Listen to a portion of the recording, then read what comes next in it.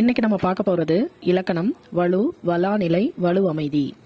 இலக்கண முறையோடு பிழை இல்லாம பேசுறதும் எழுதுவதும் தான் வலாநிலை அப்படின்னு சொல்றோம். இலக்கண முறையின்றி, இலக்கண முறையே இல்லாம பேசுறதும் எழுதுறதும் வலு எனப்படும். சரி, இரு திணையும் ஐம்பாலும் மூவிடமும் காலமும் வினாவும் விடையும் பலவகை மரபுகளும் ஆகிய 7 தொடர்களில் இலக்கண பிழைகளோடு வந்ததுன்னா அதுக்கு பெயர் வலு. இலக்கண பிழைகள் இல்லாம இருந்தது அப்படின்னா அது வலாநிலை. சரி, இப்ப அதை பார்க்கலாம். சில எடுத்துக்காட்டுகளோட இந்த 7ஐயும் நம்ம பார்க்கலாம். செலியன் வந்தது. செலியன் அப்படிங்கிறது ஒரு ஆணை குறிக்கக்கூடியது இல்லையா? அதனால செலியன் வந்தது அப்படிங்கிறது பிழையோட இருக்கு. பிழையோட இருந்துச்சு அப்படின்னா அது வலு. செலியன் வந்தான் அப்படின்னு இருக்கிறது பிழை இல்லாம சரியா இலக்கண முறையோட இருக்கிறதுனால அது வலாநிலை. அடுத்தது கண்ணகி உண்டான். கண்ணகி அப்படிங்கிறது எந்த பாலை குறிக்கிறது? பெண் பாலை குறிக்கிறது. ஆனா இங்க கண்ணகி உண்டான் அப்படின்னு பிழையோட கொடுத்திருக்காங்க, அதனால இது வலு. கண்ணகி உண்டாள் என்ற இலக்கண முறைப்படி சரியா கொடுத்திருக்கிறதுனால இது வலாநிலை. அடுத்தது நீ வந்தேன். இங்க இடத்தை பத்தி நம்ம சொல்றோம். நீ வந்தேன் அப்படின்னு பிழையோட இருக்கு, அது வலு. நீ வந்தாய் அப்படின்னு பிழை இல்லாம இலக்கண முறையோட இருக்கிறதுனால இது வலாநிலை. அடுத்தது காலத்தை குறிக்கிறத பத்தி நம்ம சொல்ல போறோம். நேற்று வருவான். நேற்று வருவான் அப்படிங்கிறது இலக்கண பிழையோட இருக்கிறதுனால இது வலு. நேற்று வந்தான் அப்படிங்கிறது தான் சரியான இலக்கண முறை, அதனால இதை என்ன சொல்லுவோம்னா வலாநிலை அப்படின்னு சொல்லுவோம். அடுத்தது வினா. இப்போ ஒரு வினா கேட்கணும் அப்படின்னா அதுக்கு ஒரு சரியான இலக்கண முறை இருக்கணும். அப்படி இல்லாம ஒரு விரலை காட்டி சிறியதோ பெரியதோ என்று கேட்டல் இது பிழையோட இருக்கிறதுனால வலு ஆகும். இரு விரல்களை காட்டி எது சிறியது எது பெரியது அப்படின்னு கேட்கறது தான் வலாநிலை. அடுத்தது விடை.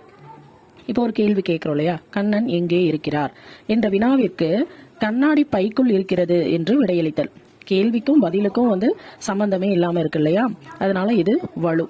கண்ணன் எங்கே இருக்கிறார் என்ற வினாவிற்கு கண்ணன் வீட்டிற்குள் இருக்கிறார் என்று சரியான விடையை கூறுதலுக்கு பெயர் தான் வலாநிலை. அடுத்ததா மரபு.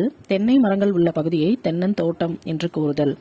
இது தவறா இருக்கு. அதாவது மரபு சொற்கள் அப்படின்னா நம் முன்னோர்கள் வழி வழியா இந்த சொற்களை இப்படிதான் சொல்லணும் அப்படிங்கிற ஒரு மரபு இருக்கும் இல்லையா, அந்த மாதிரி இல்லாம இங்க இலக்கண பிழையோடு, அதாவது இலக்கண பிழையோடு இருக்கிறதுனால இது வலு அப்படின்னு சொல்றோம். தென்னை மரங்கள் உள்ள பகுதியை தென்னந்தோப்பு என்று இலக்கண முறையோடு கூறுவதற்கு பெயர் தான் வலாநிலை அப்படின்னு சொல்றோம். அடுத்தது வலு அமைதி.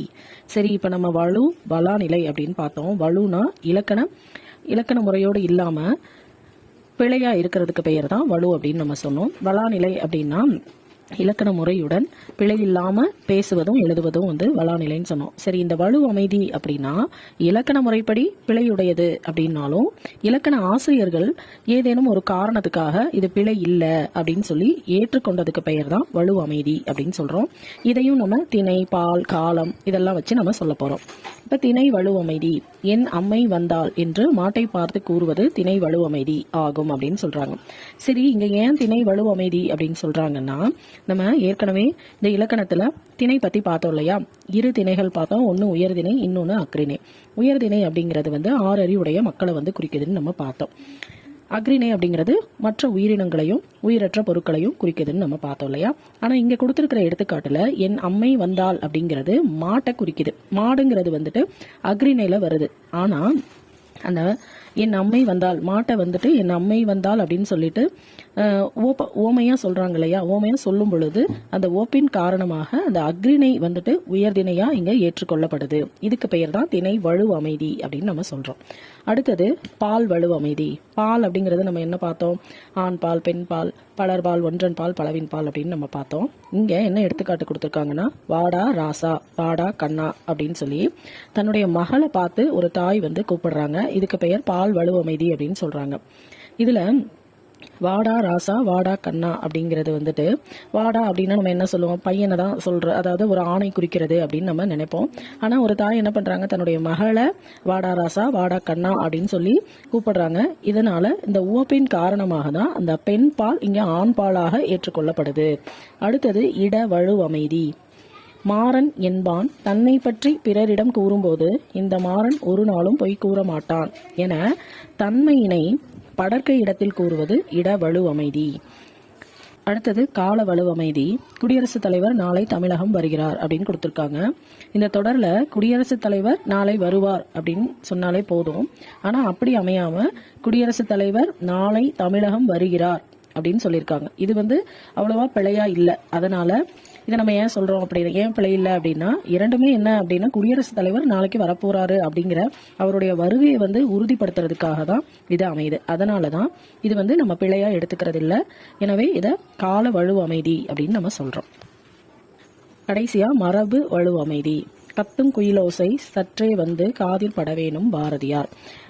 பாரதியார் இந்த பாட்டை சொல்றாரு. ஆனா மரபு சொற்கள்ல குயில் என்ன பண்ணும், கூவும் அப்படிங்கறத மரபு.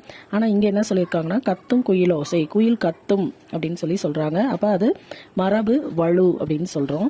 அதாவது பிழையோட இருக்கு. இங்கு கவிதையில இடம்பெற்றிருக்கிறதுனால இது மரபு வலு அமைதியாக ஏற்றுக்கொள்ளப்பட்டது.